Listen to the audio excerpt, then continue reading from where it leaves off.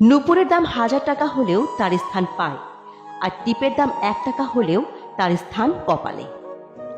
ইতিহাস সাক্ষী, লবণে কখনো পোকা ধরেনি, কিন্তু মিষ্টিতে প্রতিদিনই ধরে, আবার পিঁপড়েও ধরে। মানুষ সোজা পথে চলতে চায় না, বাঁকা পথে আগ্রহ বেশি। তাই তো মদ বিক্রেতাকে কোথাও যেতে হয় না, কিন্তু দুধ বিক্রেতাকে বাজারে দাঁড়ে দাঁড়ে খুঁড়তে হয়। আমরা সর্বদা দুধ বিক্রেতাকে বলে থাকি, দুধে জল মেশাননি তো, অথচ মানুষ মদে জল মিশিয়ে খায়। আজ অবধি মানুষকে এতটুকুই চিনলাম, জানোয়ার বললে খেপে যায়, অথচ বাঘের বাচ্চা বললে খুশি হয়। দুটোই কিন্তু পশুরই বাচ্চা। কচু পাতা দেখেছেন নিশ্চয়ই, উপরে সবুজ আর ভেতরে চুলকানিতে ভরা। ঠিক তেমনি কিছু মানুষ আছে, বাইরে থেকে দেখতে ভীষণ সুন্দর আর পরিপাটি, কিন্তু ভেতরটা আবর্জনায় ভরা। সাপ দুধ খেয়েও বিষ উগড়ে দেয়, আর গরু ঘাস খেয়েও দুধ দেয়। সুতরাং দোষটা খাবারের নয়, পার্থক্যটা স্বভাবের। নিজের যোগ্যতা নিয়ে কখনো অহংকার করবেন না।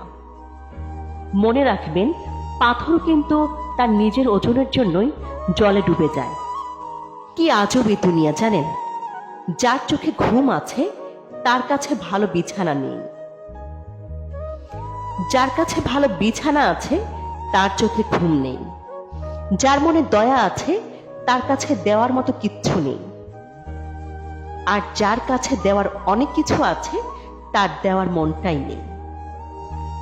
যে সম্পর্কের কদর করে তার সাথে কেউ সম্পর্ক করতে চায় না, আর যে সম্পর্কের কদর করে না তার সাথে সবাই সম্পর্ক রাখতে চায়।